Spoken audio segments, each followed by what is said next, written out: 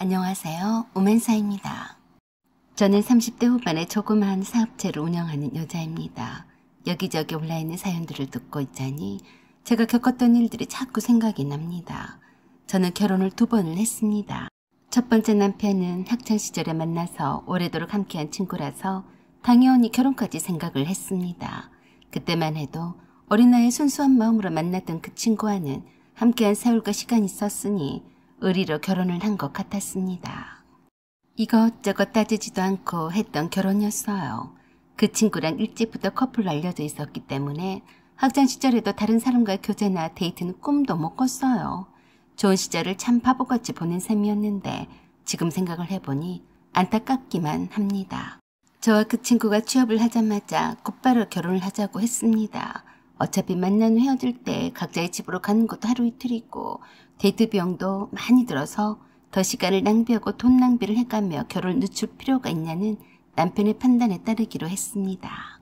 이것저것 다 따져가며 결혼을 한다면 어느 세월에 하겠냐 싶어서 좀 더 안정적인 생활을 위해서 남편과 결혼을 일찍 하기로 했어요. 남편은 첫 직장인 회사 생활이 어느 정도 익숙해질 때였고 저는 회사를 그만두고 따로 장사를 하고 싶어서 고민을 할 때였습니다. 원래 남편과 저는 결혼식의 모든 비용과 신혼집도 양쪽 부모님들이 도와주시면 고맙게 받겠지만 그렇지 않다고 해도 형편껏 맞춰서 하기로 했어요. 둘이 서로 벌어놓은 것도 없이 신혼집도 제가 거주하는 원룸에서 시작할 각오도 되어 있었어요. 하지만 뜻밖에도 시어머니가 전세 보증금을 일부 대주셨습니다. 다른 사람들 눈도 있는데 이렇게 시작하면 되겠냐? 그래야 수정이가 신혼살림을 채울 게 아니니. 부족한 돈은 네가 대출을 받든지 하고 나머지는 수정이한테 돈을 대라고 하든지 해라. 새로 출발하는데 새 살림이 들어와야지. 시부모님도 그리 넉넉한 형편이 아니었던지라 별 기대를 하지 않고 있었는데 전세 보증금을 일부 보태주셔서 큰 힘이 되었습니다. 그래서 방 2개짜리 빌라를 신혼집으로 얻게 되었어요. 좁디 좁은 원룸에서 살던 제가 방 2개짜리여도 나쁘지 않았습니다. 전세 보증금을 일부 보태주었다는 말에 친정부모님께서 결혼식 비용을 전부 다 대주셨습니다. 제가 벌어놓은 돈도 없이 결혼을 하게 되다 보니 친정부모님도 넉넉지 않은 상황이었지만 결혼식 비용을 부담을 해주셔서 참 감사했어요. 신혼여행도 다음으로 미루었습니다. 꼭 결혼식 다음 날에 가란 법은 없었으니까요. 결혼식 포토앨범도 생략했습니다. 결혼식 당일의 기념사진만으로도 충분하다고 생각했으니까요. 나중에 신혼여행을 가서 자유롭게 찍을 작정이었습니다. 그런데 그걸 두고 시어머니는 말이 많으셨어요. 제 앞에서 남편에게 그러셨습니다. 아무리 그래도 그렇지. 신혼여행도 안 가고 사진도 안 찍고 그러면 쓰냐? 네 장인 장모님은 아무 말도 안 하셔. 원래 신혼여행비는 어른들이 잘 다녀오라고 주는 법이다. 내가 너네들 신혼집을 해줬으니까 네 장인 장모가 해줘야 하는 것 아니냐? 그러자 남편이 놀라며 그랬어요. 엄마, 그런 말씀 마세요. 장인어른과 장모님이 결혼식 비용을 다 대주셨잖아요. 원래는 양가에서 서로 반반씩 하는 건데요. 무슨 신혼여행비까지 대주시라고 하겠어요. 너는 그걸 말이라고 하냐? 신랑 측에서 신혼집을 장만을 했으면 신부 측에서도 그만큼 한 것이요. 아무리 딸내미를 몸만 시집을 보낸다고 해도 그러는 것이 아니다. 혼수예단 같은 거 다 생략하고 간소하게 한다고 해도 할 것은 해야지. 뭔 소리를 하고 자빠졌어? 영 시어머니의 말씀이 귀에 거슬리기만 했습니다. 그래도 남편이 저를 쳐다보며 참으라고 눈치를 주길래 아무 말 하지 않았습니다. 갓 시집온 며느리가 시어머니가 하는 말씀에 따박따박 말대꾸를 한다고 할까 봐서 그냥 입 다물고 있었어요. 남편이 내 대신에 다 해줄 거라 믿으면서요. 요즘 시대가 어떤 시대인데요. 시어머니 시대와는 가치관도 문화도 전혀 다른 시대가 아니던가요. 혼수예단을 서로 주고받지 않기로 했기 때문에 시댁은 아무것도 해드린 것이 없었어요. 그것은 남편도 마찬가지였습니다. 사실 저와 남편의 둘만의 결혼식이라면 결혼식 또한 생략하고 싶었습니다. 결혼식을 해서 뭐하나요? 서로 신경을 쓸 때도 많고 돈도 많이 들고 시간도 많이 들잖아요. 우리나라 결혼식 문화를 대충 따라갈 수밖에 없어서 억지로 하는 거지만 솔직히 이런 정신없는 결혼식을 꿈꾼 것은 아니었어요. 신혼여행을 안 간 것이 안타까우면 시어머니가 다녀오라고 보태주면 되는 것을 왜 친정 부모님이 해줘야 하는 것처럼 그러는지 심히 불편하더라고요. 그 후 석 달이 지났습니다. 일하느라 정신없이 바쁜 와중에 시어머니한테서 전화가 왔습니다. 바쁘냐? 나 여기 니들 집에 왔다. 네? 미리 말씀하시지 그러셨어요. 뭐 미리 말하면 달라질 게 있냐? 내가 오고 싶으면 오는 거지. 너는 신경 끄고 일이나 해라. 갓김치를 담은 김에 좀 가져왔다. 어여 비번이나 가르쳐줘. 네, 어머니. 제가 퇴근이 늦는데요. 죄송하지만 만득씨가 퇴근해서 오면 저녁 식사하시고 데려다 달라고 하세요. 뭐? 넌 뭔 일을 저녁 늦게까지 한다고 그래? 맨날 그러냐? 신혼 새각시가 남편 냅두고 일만 해야 쓰겄냐? 그러지 말고 남들 퇴근할 때 퇴근하고 일할 때 일해라. 알았냐? 어머니, 모처럼 오셨는데 죄송해요. 제 일이 원래 그래요. 알았다. 남이 들으면 시어머니 꼴보기 싫어서 일부러 늦게 오는 줄 알겠다. 아무리 바빠도 그렇지. 시어머니가 집에 왔는데 말이라도 일찍 간다고 하면 어디가 덧나냐? 하여간 요새 것들은 예의라고는 찾아볼 수가 없다니까. 그래서 제가 그랬어요. 어머니, 이해해 주세요. 어머니가 직장생활을 안 해보셔서 그렇지. 말처럼 그렇게 쉬운 게 아니에요.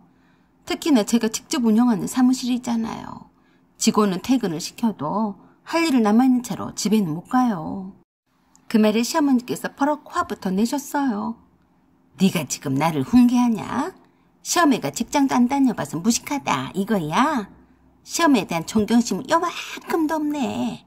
그래, 나는 직장 생활도 한 번도 못 해본 무식한 여자라서 며느리가 아들 냅두고 늦게 귀가하는 것을 이해를 못한다. 그러니까 일찍 들어와.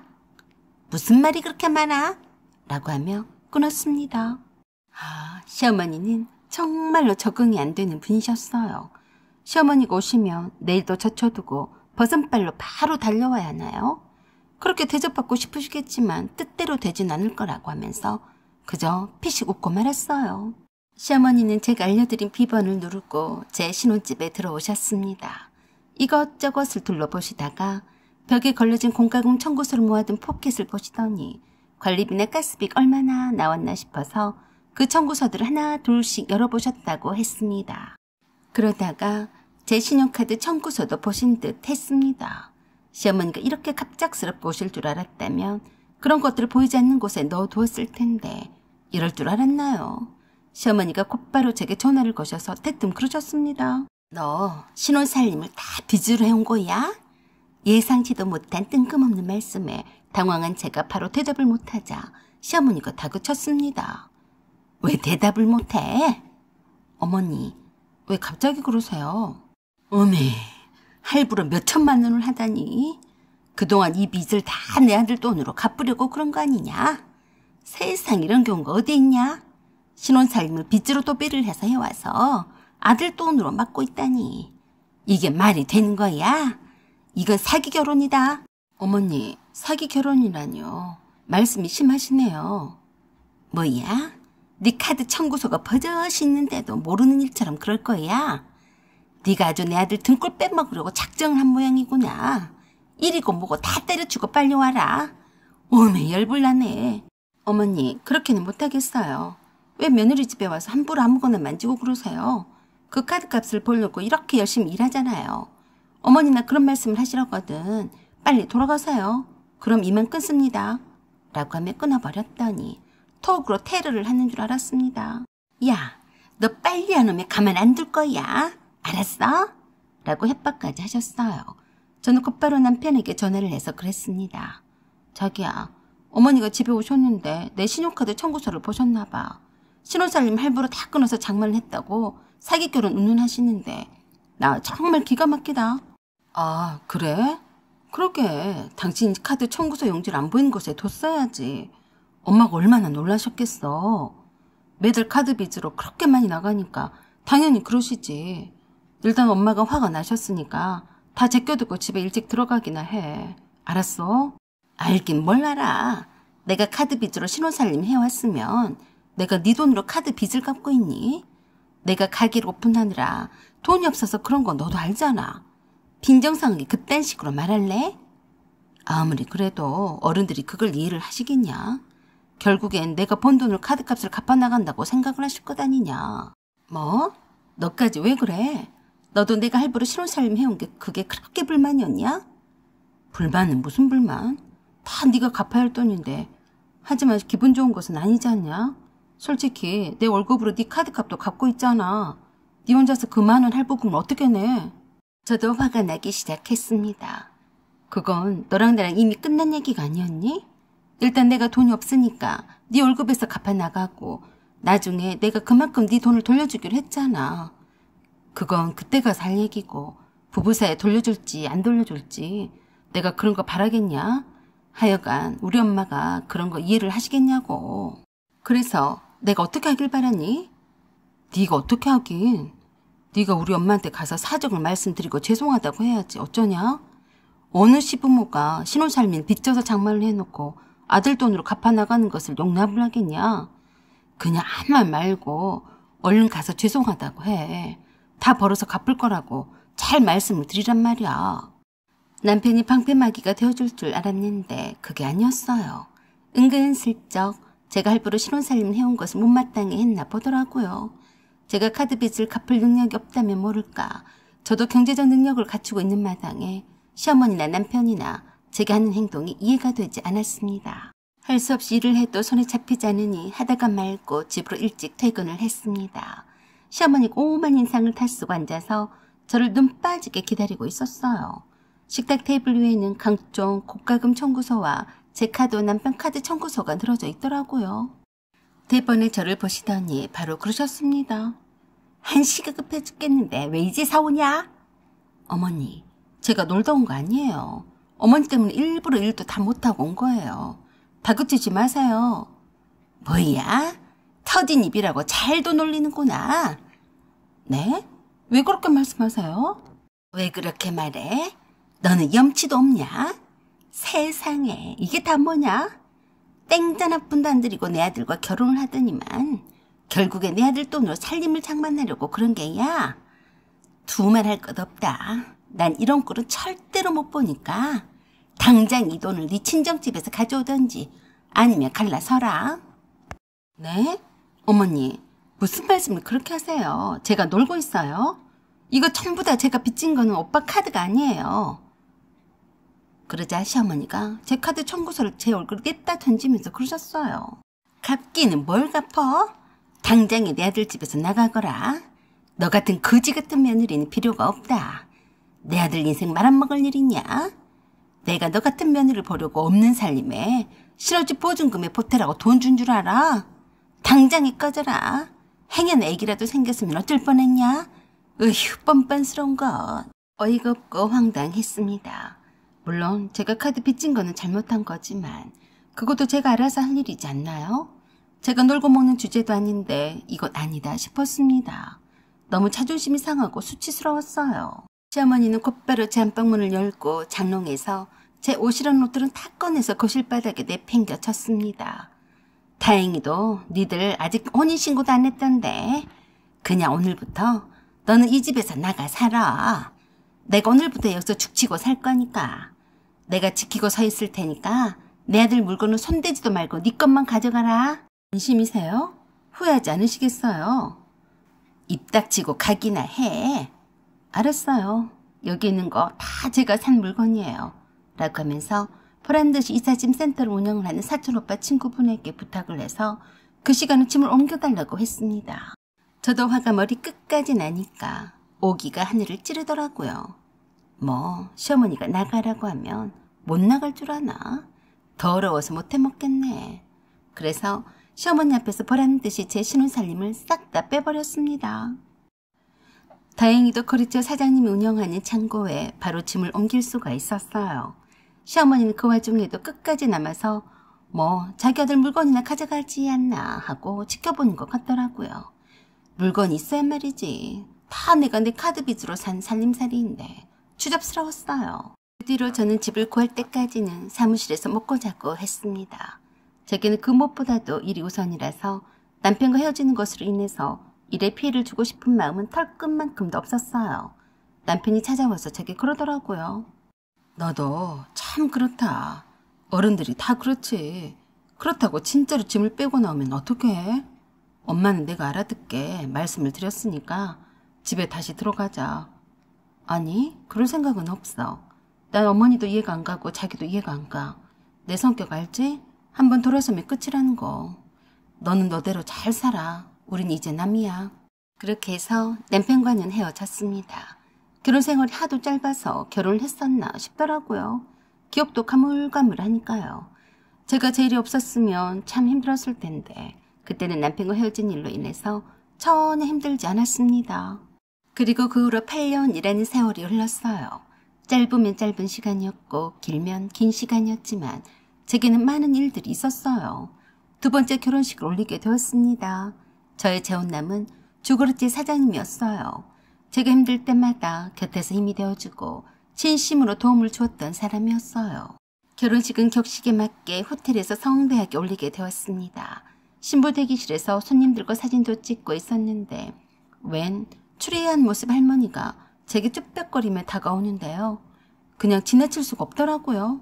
한 번 보고 바로 알 수가 있었으니까요. 첫 번째 남편의 어머니였던 전 시어머니였어요.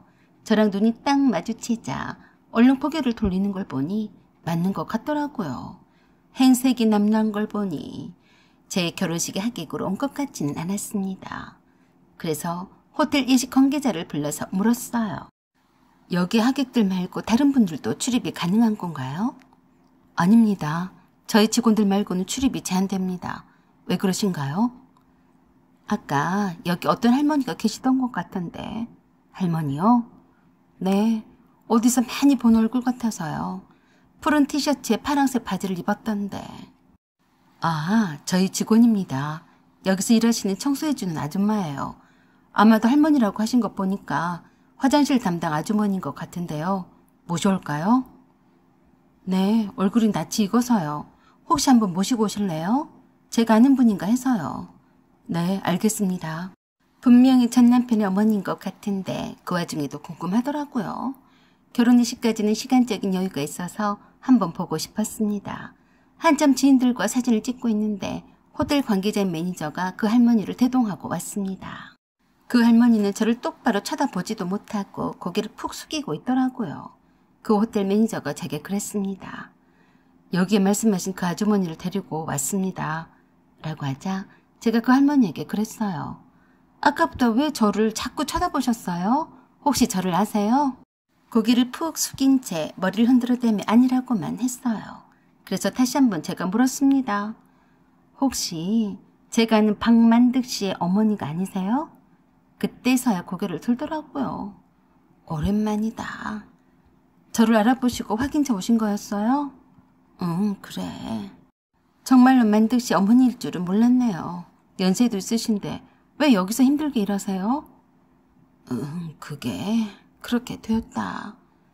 그때 어머니가 저를 내쫓으신 덕에 이렇게 좋은 사람을 만나서 결혼까지 하게 되었어요. 원망하지 않아요. 오히려 감사를 드리죠. 난 일하러 가봐야 해서 라며 저와의 대화를 영 거북스러워 하길래 잘 가시라 했습니다. 호텔 관계자 매니저의 말을 들어보니 만득 씨 어머니는 지하층 화장실 청소 담당이라 했는데 아마도 호텔 로비에 걸려있는 저희 결혼식 사진을 본 후에 확인하러 직접 올라온 모양이었습니다. 아들이 교통사고로 식물인간으로 오랫동안 병상에 누워있다며 딱한 상태라고 그러더라고요. 아휴, 참 안 됐다는 생각을 했습니다. 잘난 남편과 성대한 결혼식 올리는 저를 보고 얼마나 망연자실해 했을까요? 사연은 여기까지입니다. 구독과 좋아요 부탁드려요. 감사합니다.